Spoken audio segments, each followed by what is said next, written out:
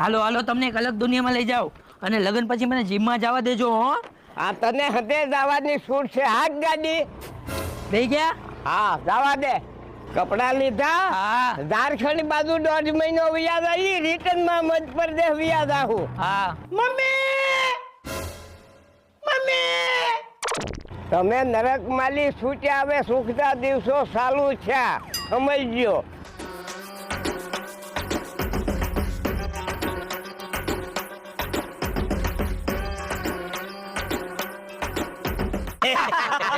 હાચું હવે ઓલી જમીન દેખાઈ આપણી છે, બસ ખાલી હાથ બારમાં આપણું નામ નથી. બોલો બાપુ બાપુ, હું છું મમ્મી અને ભીખા દાદા એ કપડાની બેગ લઈને એક્ટિવામાં ભાગી ગયા. હું વાંચી છો?